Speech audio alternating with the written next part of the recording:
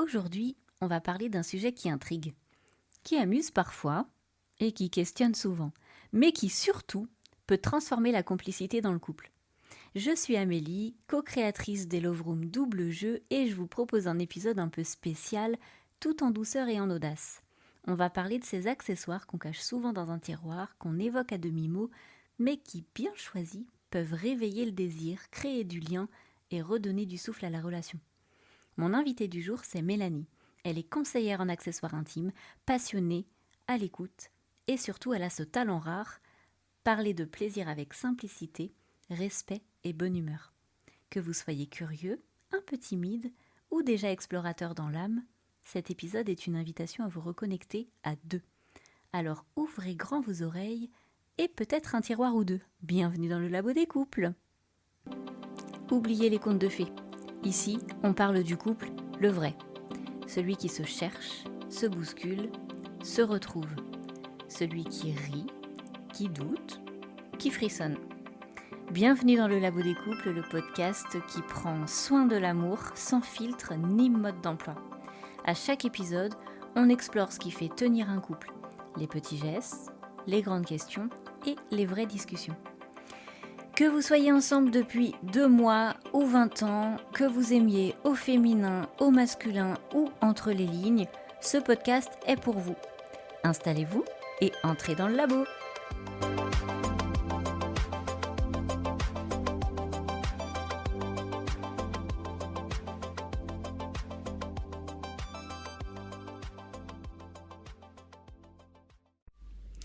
Bonjour Mélanie, comment tu vas ? Bonjour Amélie, je vais très très bien, je suis très heureuse d'être ici. Super, c'est ton premier podcast ? C'est mon tout premier podcast. J'ai l'honneur de t'avoir en premier podcast. Le privilège. Non, c'est moi qui ai vraiment le privilège d'être invitée ici aujourd'hui. Super. Du coup, est-ce que tu peux m'expliquer un petit peu comment tu es devenue conseillère en accessoires intimes, si c'est comme ça qu'on dit ? C'est comme ça qu'on dit, j'aime bien aussi expliquer que je suis animatrice de réunions coquines. Ça engage un petit peu à la curiosité pour certaines personnes. J'ai commencé, on va dire, il y a à peu près 3 ans. Et ben, tout a commencé à la suite d'une rencontre incroyable, hein, comme souvent dans la vie. J'ai rencontré une femme qui m'a fait découvrir un petit peu ce milieu-là. Et puis, je me suis lancée en tant que VDI pour le compte d'une enseigne. Et j'ai adoré faire ce job. J'ai adoré rencontrer énormément de femmes, parler plaisir, parler désir, tout ça sans tabou et sans complexité. J'ai adoré, je suis sortie de ma zone de confort plusieurs fois. Et puis j'ai décidé de voler de mes propres ailes en fait pour évoluer à mon rythme et puis engager une croissance entrepreneuriale. Ok, donc là tu es à ton compte et tu as créé ta propre marque. Exactement. Tu peux nous en dire un peu plus ? Bien sûr, cette marque s'appelle Fruits Défendus, qui a, à mon sens, 2 niveaux de lecture. Donc un premier niveau qui est de l'idée que c'est un peu interdit, Fruits Défendus. Il y a cette notion de tabou et de choses dont on ne parle pas. C'était voulu, du coup tu cherchais un nom qui intrigue. C'était voulu, ce que je voulais surtout, c'était ne pas avoir un nom qui est trop vulgaire ou un nom qui soit trop compréhensible. En tout cas trop compréhensible facilement et qui donne une idée ou une image qui soit pas du tout celle que je représente et puis il y a cette notion un petit peu de défense des droits. Fruits défendus, c'est aussi pour moi quelque chose qui fait appel au fait, alors lutter ou combat, c'est pas tout à fait les termes que j'aime utiliser, mais plutôt lever les tabous et faire en sorte de libérer la parole. Tu milites en vrai. Je milite quelque part. Et quels sont les grands clichés ou les peurs que tu remarques chez tes clients ? La plupart du temps, alors je constate que c'est encore un sujet qui est très tabou. C'est un sujet qui peut être sensible pour beaucoup de personnes. Donc c'est tout là l'enjeu. En 2025 En vraiment. 2025, toujours, exactement. Incroyable. Donc c'est tout l'enjeu d'aborder le sujet avec bienveillance et avec respect et surtout avec beaucoup de douceur. Chez les couples, la plupart du temps, bon, les mentalités changent un peu quand même, il faut dire, mais la plupart du temps, les hommes n'aiment pas trop parler accessoires et les femmes n'osent pas utiliser des accessoires. Alors, je t'interpelle 2 secondes. Ça me choque un petit peu quand tu dis que les hommes n'aiment pas parler accessoires. On a l'impression que c'est plutôt eux qui sont initiateurs de cette idée. En tout cas, dans un couple, c'est quand même les hommes qui aiment beaucoup jouer et apporter des nouveautés. Oui. En tout cas, de mon point de vue, en tout cas pour ceux qui ont l'esprit ouvert. Encore beaucoup se sentent parfois un peu mis en concurrence par rapport à ce type d'accessoires. Et les femmes n'osent pas s'explorer elles-mêmes et n'osent pas introduire ce genre d'accessoires dans leur intimité. Mais j'ai évidemment et heureusement aussi beaucoup d'hommes qui sont à l'initiative et qui proposent à leurs partenaires, quelque part en leur donnant une certaine validation, pour dire c'est ok pour moi que dans notre couple on utilise ce genre de choses. D'accord, donc c'est l'homme, d'après toi, qui initie la validation d'apporter un objet, un jouet, une huile, une crème. Complètement. À chaque fin de réunion, il est assez courant que la femme contacte son partenaire. Alors je dis la femme, mais en réalité, en réunion, ce sont beaucoup de femmes. Je vais dire partenaire parce que on peut avoir de tout comme type de couple. Et il est c'est vrai qu'assez souvent les femmes contactent leur partenaire pour demander qu'en quelque sorte l'autorisation et la validation de s'acheter leur premier sextoys pour certains. D'accord, c'est intéressant. C'est toujours très étonnant. C'est très étonnant. Et du coup, ton type de clientèle le plus fréquent, est-ce que tu as plutôt des hétéros, des couples, des trouples peut-être aussi même? Ça m'est arrivé. Et des couples, des hommes, des femmes. Exactement, il n'y a pas de profil type en réunion. Je rencontre aussi bien, alors la plupart du temps des femmes ou des couples, mais c'est assez rare de voir finalement les couples en réunion, parce que la femme s'octroie ce moment de discussion avec ses copines, et c'est justement un moment d'échange entre copines. D'accord. En termes de profil couple, j'ai pas forcément de profil. Ça peut aller des gens d'une vingtaine d'années, de personnes moins jeunes d'une soixantaine d'années, en couple hétéro, en couple homo, célibataire. J'ai vraiment tout type de profil. C'est justement ce qui est intéressant. D'accord, super. Et d'après toi, comment les accessoires peuvent renforcer et la communication et peut-être la complicité dans le couple? Renforcer la communication, c'est presque obligatoire dans la mesure où on doit absolument en discuter avec son partenaire. Il faut en aucun cas se sentir obligé ou forcé à quoi que ce soit. Mais c'est intéressant de lancer en fait et d'ouvrir la parole justement au sujet de l'utilisation ou pas d'accessoires. C'est le moment en fait d'en parler, oser exprimer ses propres envies et aussi et surtout entendre les envies de son partenaire. On n'évolue pas tous de la même manière, donc nos envies n'évoluent pas tous de la même manière. Et c'est ce qui fait aussi la richesse dans le couple. La discussion et la communication, c'est essentiel. Est-ce que tu constates que les gens que tu reçois, ou en tout cas chez qui tu vas en réunion, manquent cruellement de communication dans leur couple, dans leur propre couple? Pas forcément, mais disons que le sujet, la plupart des gens chez qui je vais quand même, et des personnes que je rencontre, ont un état d'esprit assez ouvert. Je ne vais pas en réunion, les personnes savent pourquoi elles sont là, et donc ça ne m'est jamais arrivé de tomber sur quelqu'un qui soit complètement réfractaire au sujet. Oui. Ça serait même très étrange, je pense, c'est très malaisant pour moi. Tu as eu personne qui s'est dit « Allez, j'organise une réunion, je ne le dis à personne et mes invités auront la surprise ». Alors ça a pu arriver, mais quand même les personnes se connaissent entre elles et savent qu'elles ont l'esprit ouvert. Elles n'invitent pas n'importe qui. Le but, c'est justement de ne pas brusquer en fait les personnes, de ne pas effrayer et juste de faire découvrir plein de choses super cool. C'est sûr. Est-ce que tu remarques les évolutions des mentalités? Est-ce que tu as remarqué que ces dernières années, puisque on peut parler en années maintenant, tu exerces ça depuis quelques années, est-ce que tu as remarqué une évolution des mentalités chez les hommes, chez les femmes, chez les couples? On peut même presque faire une rétrospective sur les 10 dernières années. Moi, je n'animais pas encore de réunion à l'époque, il y a 10 ans, mais j'en eus été l'invitée. Et donc, forcément, je me souviens de comment se passait ce genre de soirée. C'était quelque chose à l'époque, très, très farfelu, presque vulgaire, très exubérant, avec des couleurs dans tous les sens, des paillettes, des choses qui vibrent et qui tournent dans tous les sens. On n'en est plus là aujourd'hui. L'intérêt d'aborder le sujet avec douceur, c'est que maintenant j'apporte des accessoires qui sont justement tout doux pour faire découvrir de nouvelles sensations. Et les mentalités évoluent quand même de plus en plus. Le plaisir féminin, on en parle aujourd'hui, on n'en parlait pas il y a 10 ans. Il y a 10 ans, enfin de mon point de vue, il y a 10 ans c'était un rapport et c'était forcément pénétration, éjaculation, pour être assez cru dans les termes, mais voilà, sans détour et très honnête, c'était vraiment ça. Et en omettant les préliminaires, bien souvent. En omettant complètement les préliminaires, exactement. Un rapport, pour qu'il soit réussi, on pensait essentiellement au plaisir masculin. De plus en plus, quand même, on libère la parole sur les plaisirs féminins et sur le plaisir du couple. En fait, c'est une histoire qui se vit à deux, finalement. C'est sûr. On peut aussi rappeler peut-être qu'un rapport n'est pas forcément... terminé par une pénétration, finalement. Non, un rapport n'est pas forcément une pénétration, d'ailleurs. Un rapport, c'est tout un moment d'intimité. Ça peut passer du moment du massage à la découverte de nouvelles sensations. J'en parlerai peut-être tout à l'heure, ça dépendra des questions que tu me poses.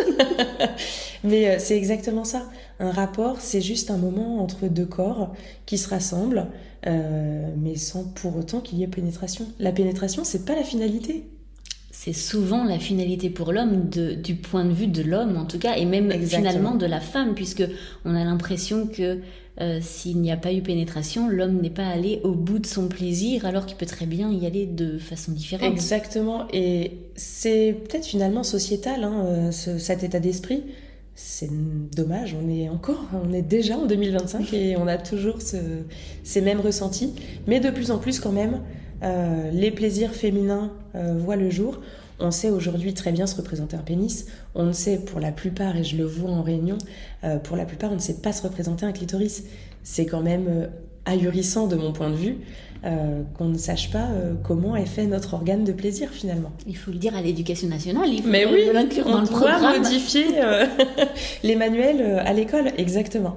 Est-ce que tu ressens une certaine honte des gens que tu as en réunion qui n'oseraient pas forcément en parler à leur entourage? Non, il n'y a pas de honte. On ne peut pas parler de honte, mais une certaine réserve en quelque sorte.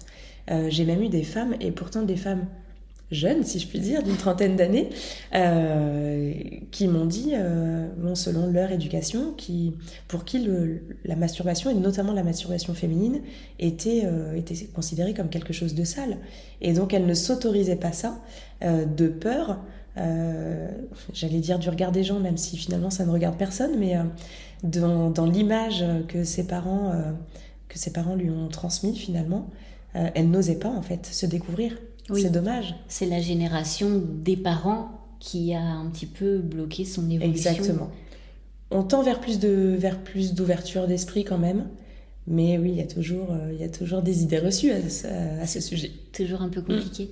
Et si tu avais un nouveau couple, en tout cas un couple, qui soit nouveau ou pas, qui par contre aimerait essayer de la nouveauté et donc faisait appel à toi pour savoir comment ils pouvaient peut-être pimenter leur vie intime, qu'est-ce que tu pourrais leur conseiller?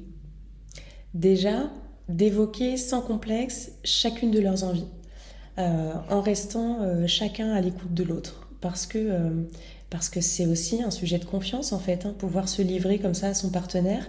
On parle d'intimité, mais il faut aussi réussir à mettre des mots parfois sur ce qu'on a envie d'essayer, sans pour autant brusquer ou d'aller trop vite pour le partenaire.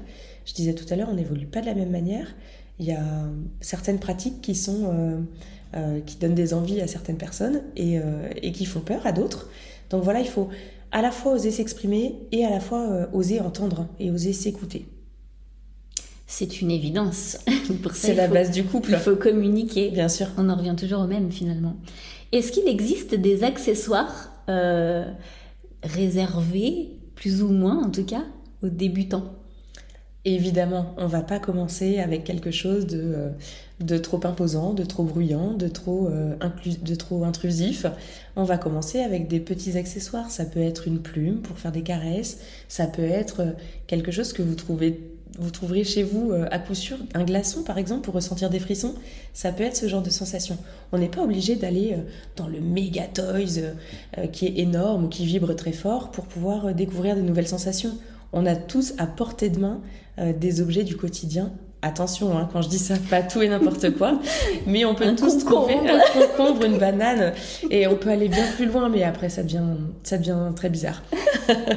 Non, chacun est libre de faire ce qu'il entend, mais on a tous à portée de main finalement quelque chose qui peut nous faire découvrir des nouvelles sensations. Et si on veut aller plus loin et sortir des objets du quotidien, comme tu dis, un glaçon, c'est vrai que on n'y pense pas, mais ça peut être très sexy. Bien sûr.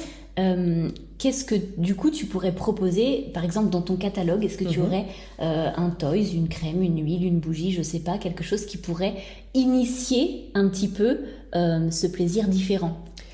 Ce dont j'aime beaucoup parler, ce sont tous les cosmétiques gourmands. Je vais pas parler pour l'instant des toys à proprement parler, mais plutôt de tout ce qui a à faire au préliminaire. Parce que pour moi, c'est le moment presque le plus important dans le rapport. Et c'est le moment où on peut se découvrir. On va parler de crème d'excitation téton, par exemple, ou de baume clitoridien chauffant, qui permettent de faire découvrir des sensations très appréciables et complètement nouvelles. Et ça s'utilise forcément à deux. Et ça, ça serait un début, en fait, pour commencer à échauffer les corps et les esprits. Super. Et après, si on parle en accessoires, en toys, comme tu dis, qu'est-ce que tu pourrais conseiller de pas trop effrayant ni pour l'un ni pour l'autre, sans parler forcément de hommes et femmes, puisque tu peux aussi avoir des couples gays, hommes ou femmes. Bien sûr. Qu'est-ce que tu pourrais conseiller ? Aujourd'hui, la plupart des toys sont des toys pénétratifs qui sont à l'image d'un phallus, hein, simplement. C'est encore une fois sociétal et c'est ce qu'on retrouve le plus souvent. On peut trouver des petits accessoires qui donnent des vibrations simplement, donc à aller caresser certaines parties du corps. On n'est pas forcément sur la partie intime, en tout cas on n'est pas forcément sur la vulve notamment. On peut aller caresser la poitrine, on peut aller faire vibrer la poitrine, on peut aller faire vibrer tout le corps en fait. Et il n'y a pas de genre pour ça. Non, c'est sûr.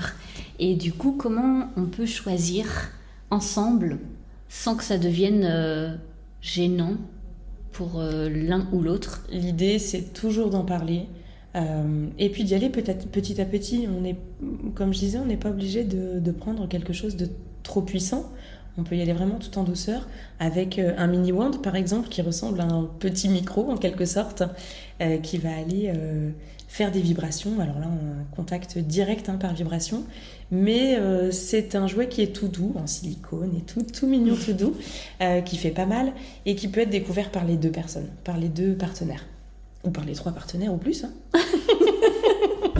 On n'est pas à l'abri. On n'est pas à l'abri. Quelles erreurs, je ne sais pas trop quel terme employer, font les gens qui débutent le plus souvent? Est-ce que tu as constaté une erreur récurrente? Je ne sais pas si je devrais le dire, mais la plupart des personnes achètent un toys ou un accessoire, quelque chose, et le laissent dans le tiroir. Et ça, mais il ne faut pas faire ça. Lancez-vous, vous avez fait le plus dur en commandant justement votre accessoire. Utilisez-le maintenant et découvrez-vous. C'est la plus grosse erreur que les gens font.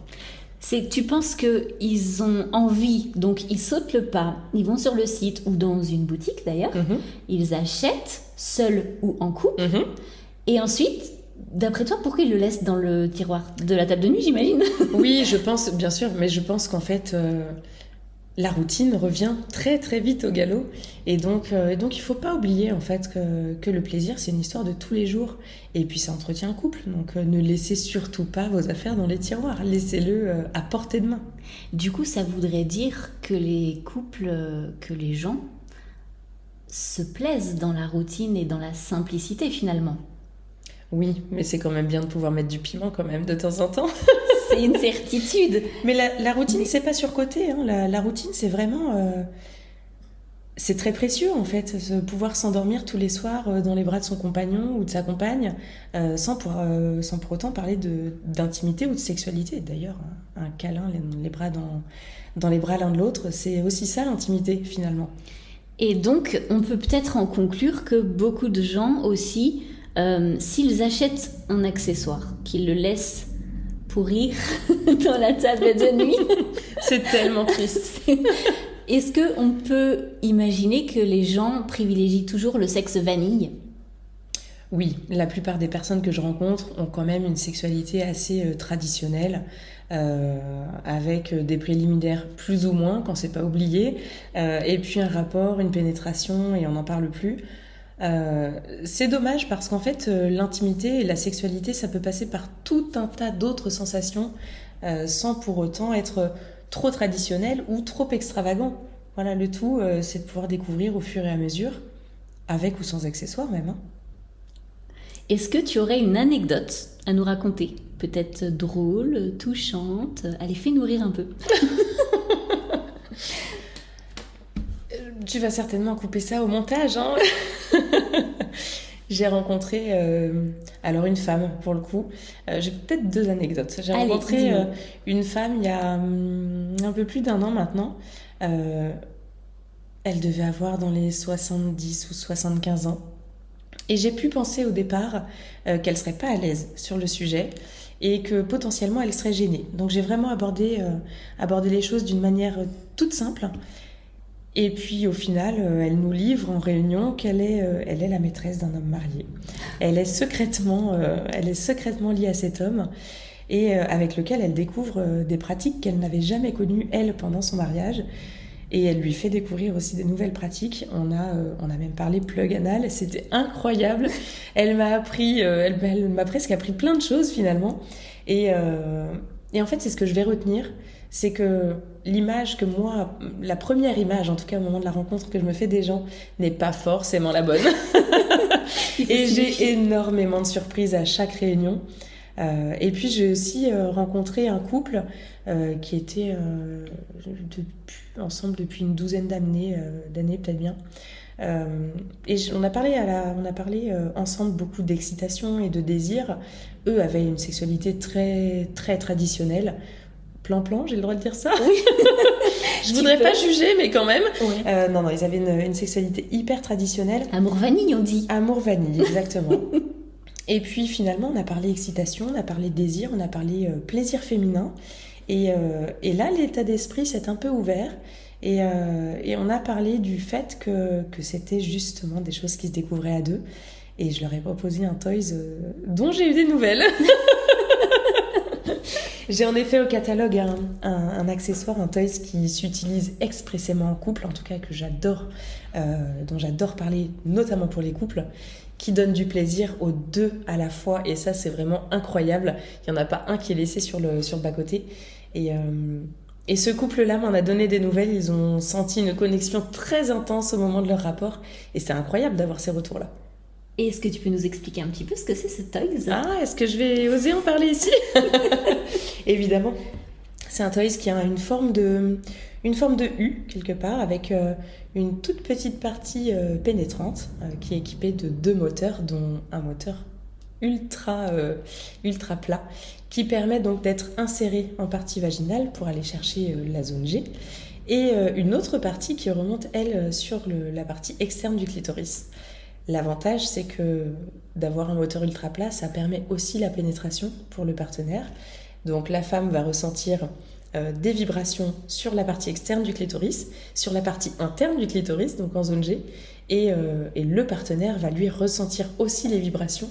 Et ça, c'est assez incroyable de ressentir en même temps, au même moment, ces mêmes sensations. C'est vraiment une sensation incroyable. C'est à faire, quoi. C'est complètement à faire, et c'est inconnu, en fait. Souvent, c'est le plaisir de l'un, puis le plaisir de l'autre, puis le plaisir de l'un. Là, on a vraiment le plaisir des deux en même temps. C'est vraiment une connexion très intense. C'est le toys que tu conseillerais pour une connexion totale. C'est le toys. Il s'appelle le Perfect Lover. Il porte très très bien son nom. Super. Est-ce que je peux te proposer un petit jeu ? Allez. J'aimerais bien te donner 3 situations de couple et tu me dis en un mot l'accessoire idéal que tu pourrais proposer. Allez, on joue. Allez, pour un couple qui veut rallumer la flamme après 10 ans de mariage. Eh bien, je vous conseillerais de la très jolie lingerie.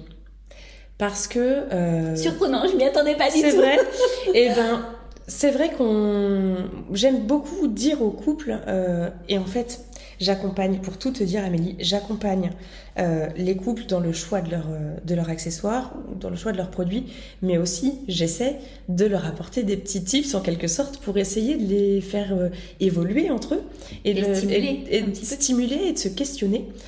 Donc pour un couple qui est marié depuis 10 ans, je les inviterai à porter de la jolie lingerie. Parce qu'on a tendance à oublier en fait qu'on peut reséduire ou qu'on peut toujours séduire, même après 10 ans. Parfois les corps ont changé, c'est vrai, mais n'empêche qu'on peut se sentir très belle et très beau. Et puis c'est important de regarder son ou sa partenaire avec ce regard un peu encore sexy. Et puis c'est très important de vouloir séduire toujours son partenaire. Ce sont des choses que les couples oublient avec les années. Complètement. Et je vais même... si vous nous écoutez, que vous êtes mariés depuis 10 ans ou en couple depuis 10 ans, je vais même vous questionner, vous demander qu'est-ce qui vous a fait craquer chez votre partenaire à vos tout débuts, il y a 10 ans, et qu'est-ce qui vous fait peut-être encore craquer aujourd'hui, et quelles sont, ou en tout cas, quelle est la plus belle qualité de votre partenaire. On ne parle pas forcément de sexualité, mais ce petit moment d'introspection peut nous permettre d'avoir ces souvenirs en fait d'il y a 10 ans et de retrouver la passion d'antan. Est-ce qu'on peut passer à la deuxième situation? Oui. Donc un couple longue distance qui se revoit enfin. Oh, l'attention doit être à son comble pour ce couple-là. Eh bien justement, je les inviterai à prendre leur temps. Par exemple avec une huile ou une bougie de massage éventuellement, pour reconnecter deux corps qui ont été bien trop longtemps séparés, mais sans trop accentuer le désir. Le désir doit être déjà très intense, donc je vous conseillerais d'aller tout en douceur, en commençant par un massage, pour faire monter le désir tout doucement, et ne pas faire ça en un claquement de doigts, et ne pas aller trop vite, ça serait dommage. Profitez-en, retrouvez-vous. Super, c'est un bon conseil. Merci. Et donc, dernière situation, deux grands timides. Eh bien, pour de grands timides, je pense que je leur conseillerais tout simplement de se bander les yeux. Un bandeau, un foulard, quelque chose qui vous permettrait d'avoir une connexion à l'aveugle, quelque part. Ça peut permettre de désinhiber un petit peu les corps, et puis ça peut permettre d'oser un peu plus le lâcher-prise. Quand on ne voit pas, on ne se voit pas, et on laisse juste parler le corps. Ça peut être une très bonne idée. Eh bien, on peut que leur conseiller d'essayer, finalement. Bien sûr. Donc, pour résumer, on pourrait dire que les accessoires ne sont pas qu'un jeu, finalement. Ils peuvent être fabuleux outils de communication et d'exploration du couple. Évidemment. Et donc, Mélanie, dis-nous-en un petit peu plus sur toi. Où est-ce qu'on peut te retrouver? Où est-ce qu'on peut te suivre si les auditeurs veulent te retrouver? Avec grand plaisir. On peut me suivre sur les réseaux, sur les pages Facebook et Instagram, Fruits Défendus, et sur le site internet fruits-défendus.fr, qui est un site sur lequel vous trouverez tous les produits de mon catalogue. N'hésitez pas à les découvrir, et n'hésitez pas à jeter un œil en couple. Et posez-vous des questions. Merci beaucoup Mélanie. Merci à toi Amélie. À très bientôt. Chouette, merci, à bientôt. Merci. En fait, pour résumer, on pourrait dire que les accessoires sont pas qu'un jeu, ça peut être un fabuleux outil de communication et d'exploration du couple. Et si vous prolongez l'épisode à la maison? C'est l'heure de notre challenge. À chaque épisode, je vous propose de vous mettre un peu au défi avec un petit jeu pour votre couple.